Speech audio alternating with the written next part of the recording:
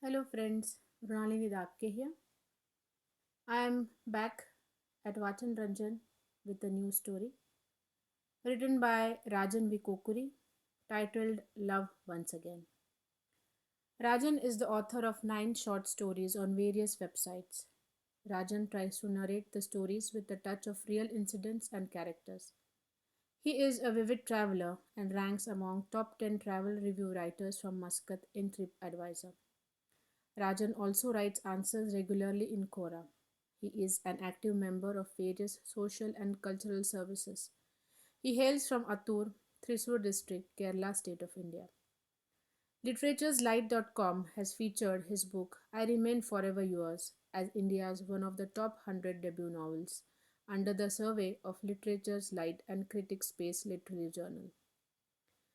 He won the weekly English poetry contest conducted by DelhiPoetrySlam.com for the subject of Hometown in February 2020.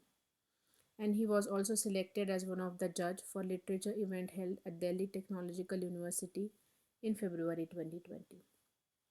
So here's presenting his story, Love Once Again. It was 6th June 2020. My flight took off on time from Dubai. As the flight crossed Arabian Sea, I enjoyed the bird's eye view of New Mumbai International Airport and hoped to have a smooth immigration process to catch up the connecting flight to Kochi in 3 hours. I was lucky to get a seat in one of the first flights which started ever since the COVID 19 epidemic outbreak and the cancellations of international flights. The immigration was quick, unlike previous times. I took the baggage and walked towards the taxi counter. It was early morning. Most of the people were wearing masks and hand gloves. I walked toward taxi stand and saw one driver in uniform. He was busy arguing with a lady. Madam, you should get prepaid taxi coupon on the third floor, she replied. Okay. She was trying to push the trolley back to the first floor. I felt sorry for the lady who was struggling to push the trolley with one hand and carrying a small baby girl on the other. Madam, if you do not mind, you can come with me to the domestic airport. She looked at me in doubt. I lowered my face mask. Don't worry, I was in your flight from Dubai. My name is Mohan. After hearing that, she looked a little relaxed and walked towards me. Thank you. We can accompany you. Where are you proceeding? My name is Surabhi and I'm going to Kochi. Oh, I'm also going to Kochi. She looked at my face. Soon, we reached domestic airport. She thanked me and walked off. I reached to the ticket counter a little late after having a cup of coffee, and there I saw Surabhi again. She was standing in the next queue of flight. Madam, you have extra 10 kg luggage, so please pay the extra money and come. She took the slip and looked around, and her eyes locked into my eyes. I was able to read her innocent look, which said that she had no money in pocket. Give me the voucher. Please stand over there. Surabhi was feeling embarrassed to take help again from a stranger. Soon we were sitting on the flight, and coincidentally, she was sitting in my row itself on the left side, and I was sitting on the aisle seat. I was very tired, so I slept off and did not get time to chat with her anymore. We reached Kochi and proceeded to immigration counter. She was in front of me in the queue. She went to the immigration counter and gave 3 passports and a paper in to the officer. Suddenly, the officer stood up and told her, Please, madam, you may go and sit there. As the officer was busy, he waved his hand at me and indicated me to go to the next counter. I was wondering what was happening. I went to the next counter officer and asked him, Sir, is there anything wrong? He looked at me and said, Her husband's body also came from Dubai by the same flight. After hearing that, I got shocked and kept my hand on my head and hurried outside looking for her. I went on searching for Surabhi and finally saw her sitting in a corner with the baby. I went and sat down without telling anything. She lifted her face and looked at me with very sad plight. I tried to console her and took the paper and proceeded to office inside to complete the formality of releasing the body. I looked at the address box in the form. Oh, this is near my village, I wondered. It read Shivakumar R, son of Ramchandran Nair, Panjal. Seeing the address, I felt slight darkness in my mind. Is he my primary school teacher? Soon an ambulance was arranged and three of us got into it. Surabhi at home told that I came from Shiv's company to accompany the body or they may feel something else. Surabhi lost her control and started crying again. I didn't know how to console her. I gave the address to the ambulance driver.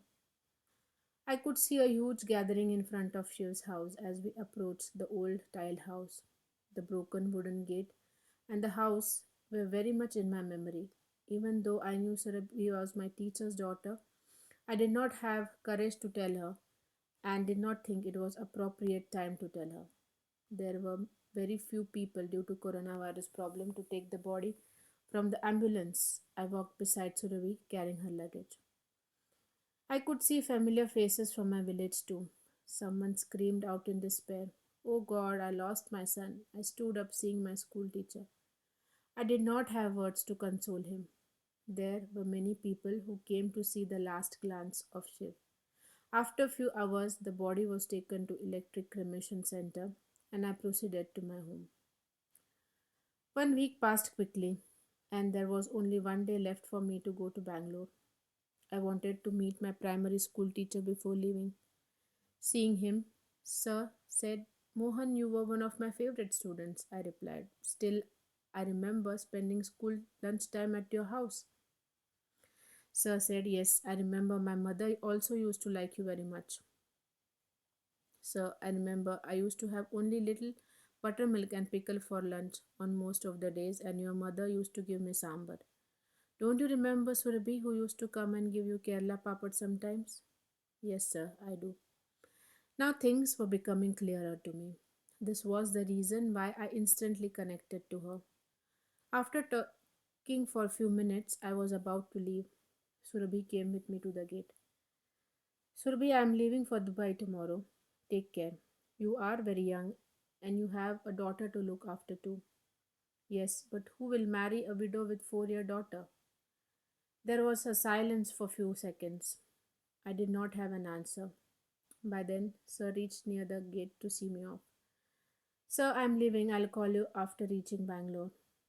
"Okay, how are you going, son?" Sir asked me.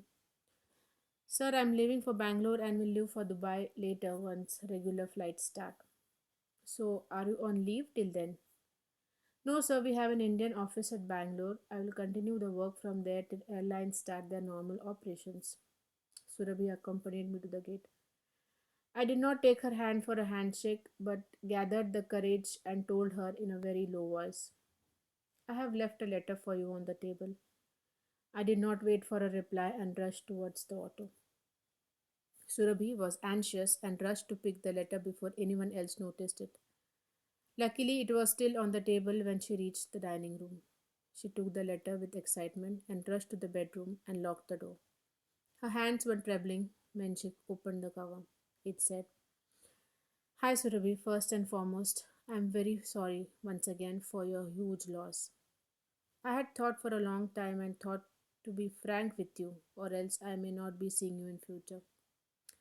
I know you from childhood and we used to play during long school breaks. My dad was in army, so we moved to North India and never got a chance to visit your home again.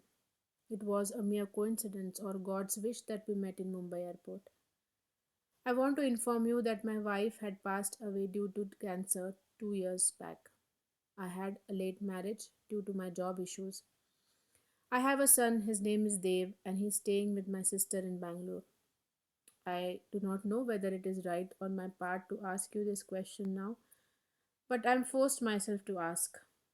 Can't we both get another chance in life for being together? I know it'll be very difficult for you to forget Shiv's memories, but his soul will be happy that his family has someone to take care at the same time. I invite you and your daughter to our small life. I believe love is about giving life. My wish is to give good life to both the children and some happiness for aging parents, and not just for my pleasure or happiness. It is not that I need a wife, that I wish to marry you, but also I'm longing for a family life. I'm prepared to wait for even 1 or 2 years, but you can consider me and my son if time heals your wounds. It will be a great chance for me to serve back my beloved teacher too. Surabhi took the cover and went near her father. Ramachandran sir took the cover and started reading it. Surabhi was looking at his face expressions which showed a mixed reaction. Sir removed the spectacles and wiped his tears. Thank you, God, you listened to my prayers. Surabhi took the mobile and started typing a message for Mohan. I loved you when I was a child. At present, I do not understand my feelings. Give me some time. I am not sure of anything. I may or may not fall in love once again.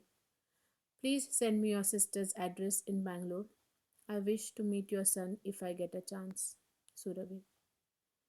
So, friends, Surabhi and Mohan found love again. How did you like the story? Please let us know in the comments. Also, feel free to share, subscribe to our channel Vaachan Ranjan. I'll be back with a new story next time. Till then, keep reading. Take care. Goodbye.